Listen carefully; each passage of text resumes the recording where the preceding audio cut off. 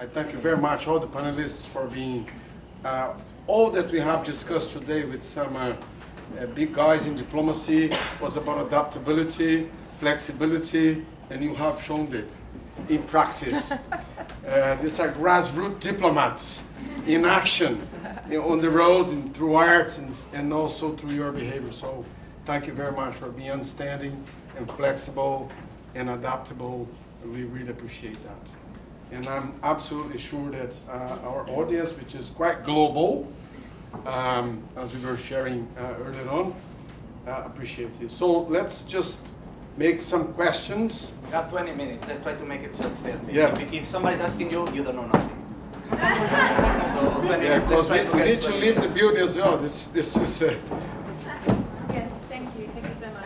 It's really quite incredible. Yeah, stand up as you ask the question, so the others can also listen to it and be. Thank you. I've been working in the arts forever, for my adult life, as a performer, performance creator, director, producer, and then also this applied theatre. I'm a teaching artist here in New York City, using arts for community development and in education. So as I've seen lots of stuff, I'm increasingly feeling like, and as I think about this idea of cultural diplomacy, that the value of art is for the participants, for the people who are really participating in it. And for example, I see a theatre show and I go away and have a conversation, but the theatre shows I'm most engaged in are the ones that have, say, a Q&A with the people who are creating it at the end. These are the shows that I truly engage with. So, for example, with your presentation, Linda, I started to engage in it when I heard the story behind. Perhaps if I and then I saw you had the education element of that. So when I think about how are we going to, if I'm thinking about culture in diplomacy, its symbolic value as just seeing it is one thing, but the value of participating through a process of it is another. And I don't know how diplomatic relations will come into this process, this participatory, creative. I don't know if those two things come together, and I don't even know if I'm making sense. But can anybody speak to that? We find that Hava Travel finds that once you allow people to engage and participate, it makes all the difference in the world. Yeah. So I agree with you 100%. And that's one of the reasons we make some of the sculpture wearable. So that actually they put it on them, they look in mirrors. We have lots of mirrors around the room, and they could experience whatever they feel capable of experiencing. And some can get in touch with their own inner bravery. But I agree, participation is extremely important. Yeah, it's one of the complaints about politicians, isn't it? Is that they're distant from the public, not listening, not participating. Right. And so in this sense, I believe that cultural diplomacy and institutes like the ICD can help reach. And okay, next one. From there, if you could just introduce yourselves to the panelists. My name is Dalis. I'm a content actually. I work here in the city. And I have a question for Margaret. Actually, I became familiar with your work through a podcast I was listening to. So I wonder if you could elaborate a little bit about the name of your current civil organization and what some of the things you are doing since you are no longer working with the mayor and the government. One of a couple of projects that I worked on at the Municipal Art Society, just to give you an example of some of the things we do. I spent the last year working with a group of architects and planners and some transportation folks on looking at the whole district around Penn Station and how West Midtown, which is that whole area between the Port Authority building and Penn Station, over 1 million people come and go out of that part of the city every single day, which is staggering when you think about it. And New York City has probably some of the worst sort of public transportation facilities in that part of anywhere. Between Penn Station, if those of you who had the misfortune to go through there, or which people come in from New Jersey, people come in from the Amtrak, which goes all the way down the East Coast, and then Penn Station, which is with buses and whatever. So, but it's not only looking at the transportation pieces, but looking at how you might, all of the, it's a very complicated sort of intersection. There's Madison Square Garden, which sits on top of the Penn Station. So how could you replan that entire district? And right now there's been a lot of discussion recently about a new part of the city which was planned under the prior mayor, which is Hudson Yards, which is going to be, it's actually the amount of building that's going on there is the equivalent of the entire downtown of Minneapolis. So we're building a whole new city over there. And there's also a new train station. So how all of those pieces come together, how you preserve, as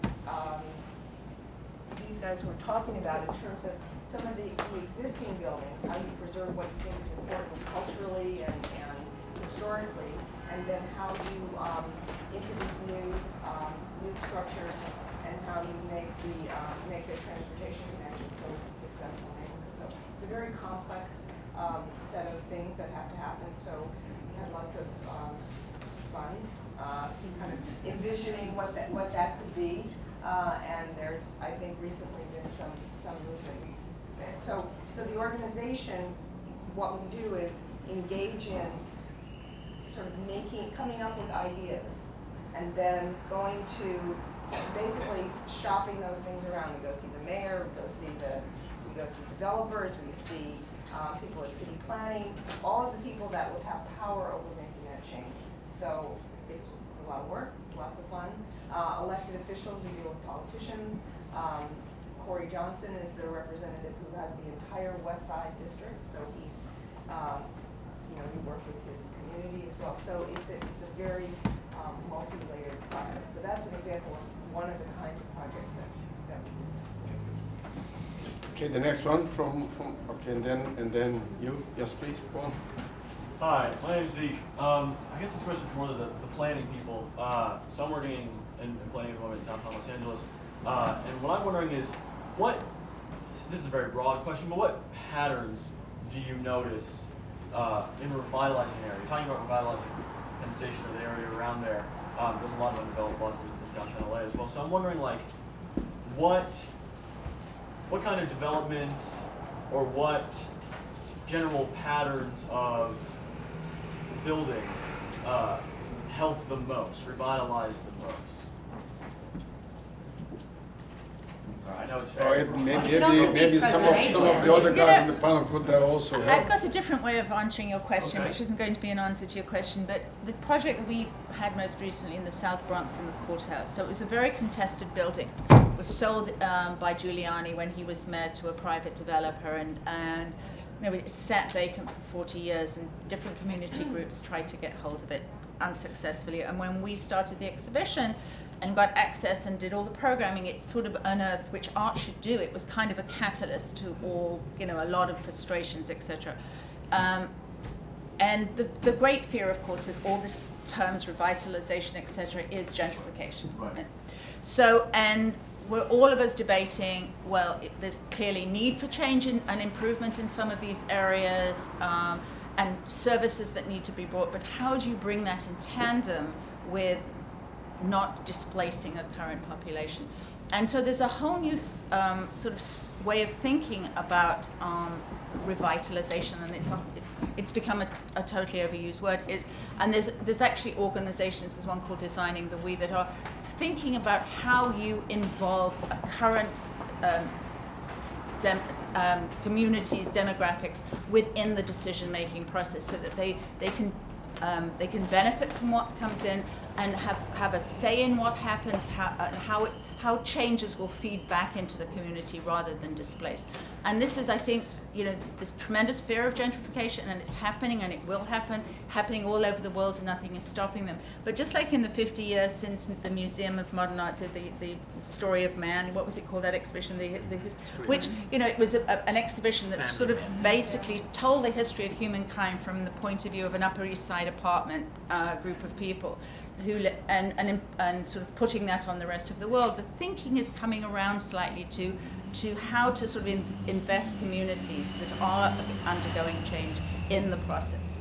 So, housing is obviously going to be one of the biggest issues, because we have a mayor here who's committed to affordable housing, a certain amount of units. The complication, of course, becomes that the people responsible for creating that affordable housing are the very developers who become, sort of the demons of gentrification.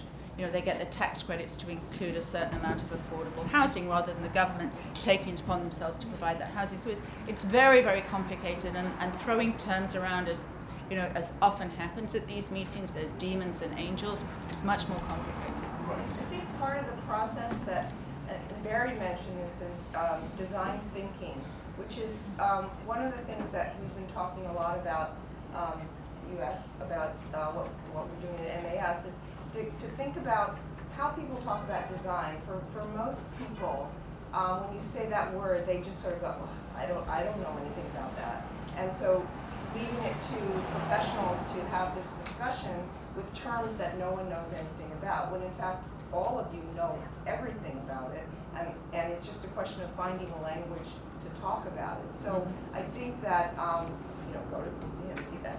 The show's gone, unfortunately, but the Latin American show was very much about that. But I think in terms of hopefully going forward, in terms of new ways that we need to think about planning, you need to begin to have a language that involves people that they understand that you can have input on these plans, because you know a lot more than you think you do, and also in the way that you think about solving a problem is very much about the way we all go about thinking about planning.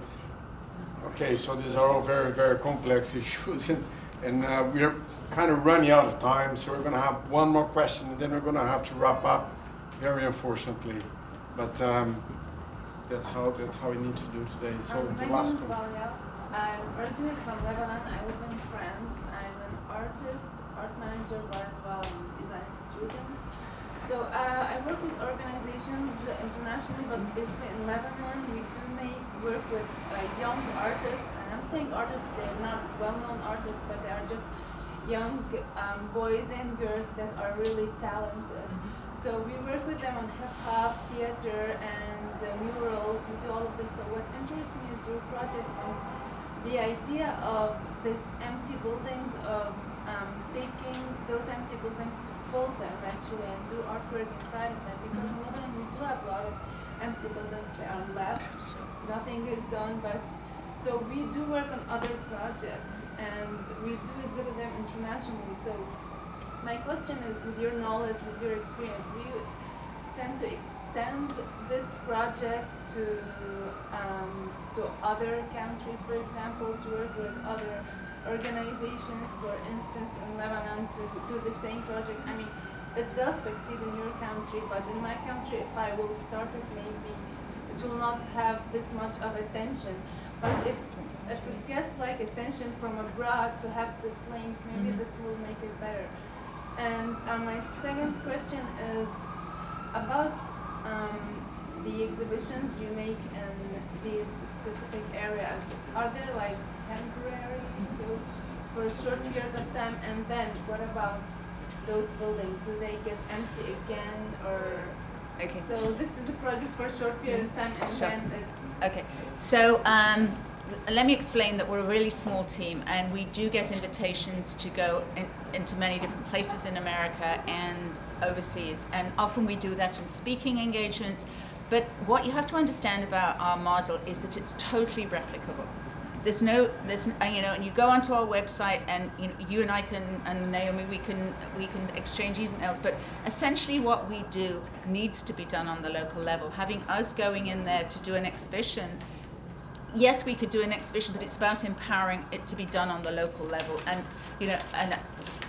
we're in the process of actually writing up all our stratagems, but it's really, really replicable. I promise you, there's nothing that's rocket scientist about it. And in fact, there was an artist in Romania that wrote to us, and we shared our templates, and she actually created a little project. We're hoping that it will be franchised massively to every country in this room. I mean, that's our hope. We can't do it for you, but we can help you steer the way. I don't know if I'm coming to do it there, but I mean, like, just having the connection with organizations to be able to do it locally. You'll be on our website. And if I can just add the planning aspect, in certain countries, like in England, and San Francisco, the city has actually facilitated the use of empty spaces. In Belgium and England, they have a fee. And so the property owner is actually incentivized to transform an empty space into something that can be enjoyed by the community.